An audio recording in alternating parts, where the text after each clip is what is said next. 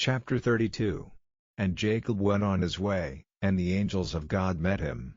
And when Jacob saw them, he said, "This is God's host," and he called the name of that place Mahanaim.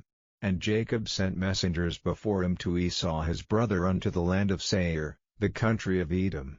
And he commanded them, saying, Thus shall ye speak unto my lord Esau, thy servant Jacob saith thus, I have sojourned with Laban, and stayed there until now, and I have oxen, and asses, flocks, and men servants, and women servants, and I have sent to tell my lord, that I may find grace in thy sight. And the messengers returned to Jacob, saying, We came to thy brother Esau, and also he cometh to meet thee, and 400 men with him.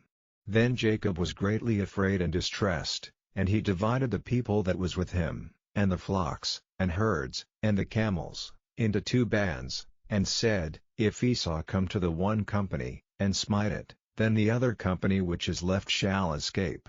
And Jacob said, O God of my father Abraham, and God of my father Isaac, the Lord which saidst unto me, Return unto thy country, and to thy kindred, and I will deal well with thee, I am not worthy of the least of all the mercies, and of all the truth, which thou hast showed unto thy servant, for with my staff I passed over this Jordan, and now I am become 2 bands. Deliver me, I pray thee, from the hand of my brother, from the hand of Esau, for I fear him, lest he will come and smite me, and the mother with the children.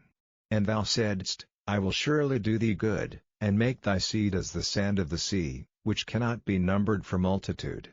And he lodged there that same night, and took of that which came to his hand a present for Esau his brother, 200 she-goats, and 20 he-goats, 200 ewes, and 20 rams, 30 milch camels with their colts, 40 kine, and 10 bulls, 20 she-asses, and 10 foals. And he delivered them into the hand of his servants, every drove by themselves, and said unto his servants, Pass over before me, and put a space betwixt drove and drove.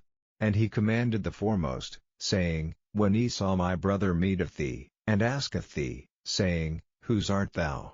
And whither goest thou?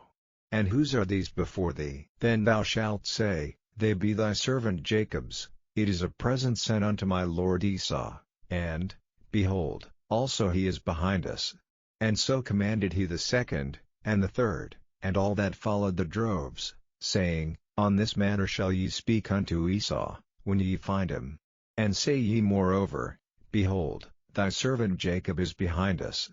For he said, I will appease him with the present that goeth before me, and afterward I will see his face, peradventure he will accept of me. So went the present over before him, and himself lodged that night in the company.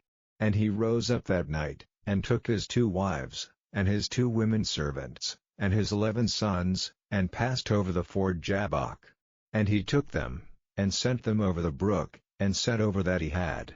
And Jacob was left alone, and there wrestled a man with him until the breaking of the day. And when he saw that he prevailed not against him, he touched the hollow of his thigh, and the hollow of Jacob's thigh was out of joint, as he wrestled with him.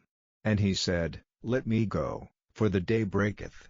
And he said, I will not let thee go, except thou bless me. And he said unto him, What is thy name? And he said, Jacob. And he said, Thy name shall be called no more Jacob, but Israel, for as a prince hast thou power with God and with men, and hast prevailed. And Jacob asked him, and said, Tell me, I pray thee, thy name. And he said, Wherefore is it that thou dost ask after my name? And he blessed him there.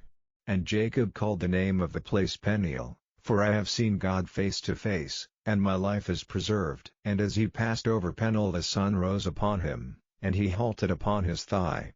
Therefore the children of Israel eat not of the sinew which shrank, which is upon the hollow of the thigh, unto this day, because he touched the hollow of Jacob's thigh and the sinew that shrank.